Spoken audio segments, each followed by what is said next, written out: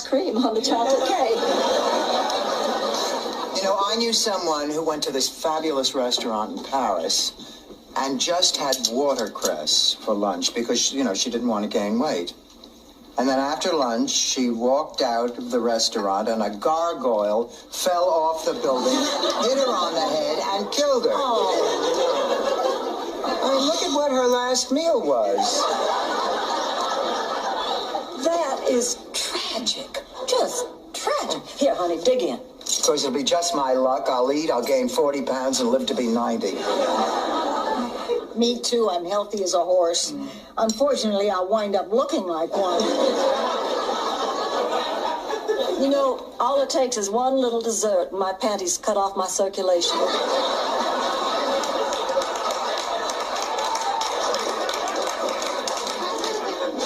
I pass. Me too. I'm not touching that. Let me get this straight.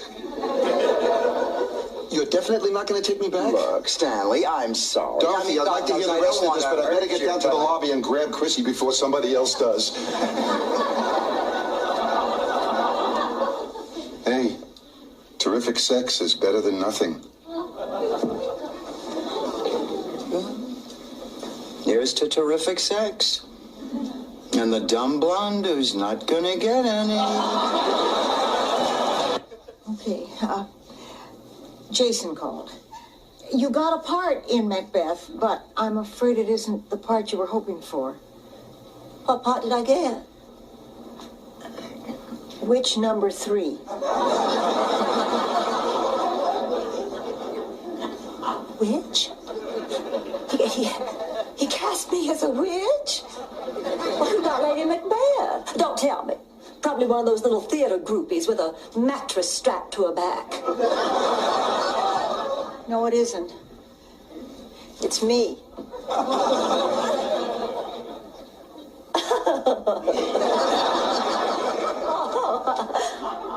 You're pulling my leg. He picked you over me. Listen, I hate having to... Hold on, Dorothy. This is a joke, isn't it? He didn't really pick you over me. Blanche, I didn't even want the part, but Jason said I have presents. Listen, I really have to go to work. He actually picked you over me. I do not believe this. I have been had. I know. And you still didn't get the part. Hello, Rose. You're looking lovely this evening. Oh, wait a minute. Rose Nyland, you devil, you. I just figured out what's going on here. Blanche. You were sore at me for inviting your friend without asking you, so you hired this guy to come over and teach me a lesson.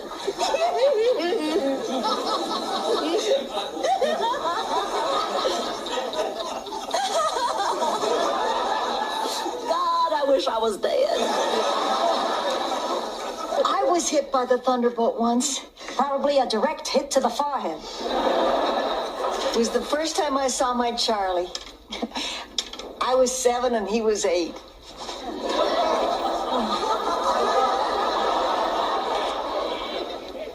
It was a hot Minnesota summer, and he had put up one of those little stands on the sidewalk. Selling lemonade. Insurance. And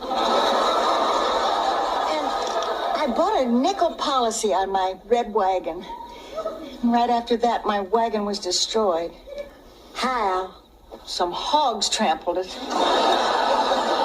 I was hauling home a smoked ham for Mama, and I think it set them off. Well, anyway, that's when I fell in love with Charlie. He paid for a new wagon, even though my policy didn't cover acts of swine.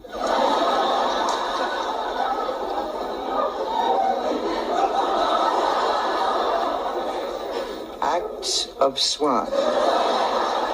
There's a man in your bed.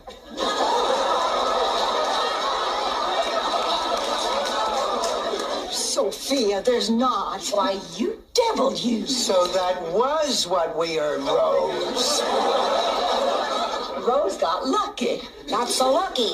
The man in your bed is dead. What? Dead. Oh, Sophia. He He's not dead. I was just in there. So was I. I went to put back your laundry. And I see there's a man on the bed, so I introduced myself. But he doesn't answer. He's dead. He's shy. He's very shy. Didn't sound so shy last night. Okay, fine. Let a dead guy lie there. It's going to be 98 degrees today. It won't be pretty. Oh, well, I'm sure he's not dead. Rose, go look. Come on, Dorothy. He's sleeping. I don't want to wake him. You could light firecrackers in his nostrils. You won't wake him. Do you know what they just uncovered in the Duncan Osgood murder case? That the day before she was murdered, Tippy Paxton Osgood had changed her will, making Duncan the sole heir to the Paxton napkin fortune. That man is guilty. Oh, come on. That's circumstantial evidence. I mean, it's not enough to convict him. Well, actually, the more damning evidence was a snapshot they found of Duncan dressed in scuba gear, dragging Tippy's body down the stairs wrapped in a carpet.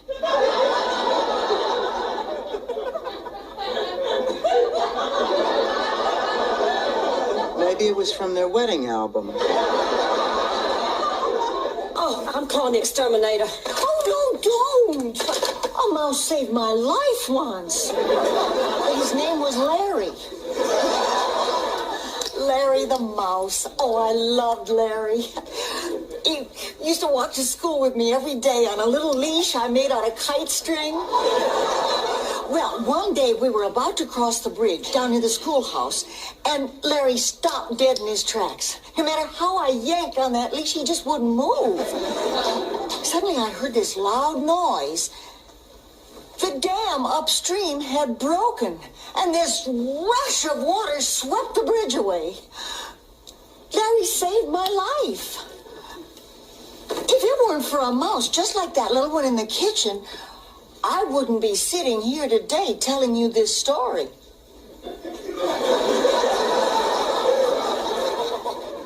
Call the exterminator. Rose, what I didn't tell you was, when I was 5, Mama enrolled me in a tap dancing class. For 6 months we practiced. 1 hour a day, 2 days a week. And I was good. I was cute and I was good. Real good. And then finally it came time for the night of the recital. And there were 13 little girls up there with our little Shirley Temple curls and our little starched white pinafores and our little Mary Jane shoes. And then they opened the curtain and the music started and 12 little girls started to dance. And one little girl wet her pants.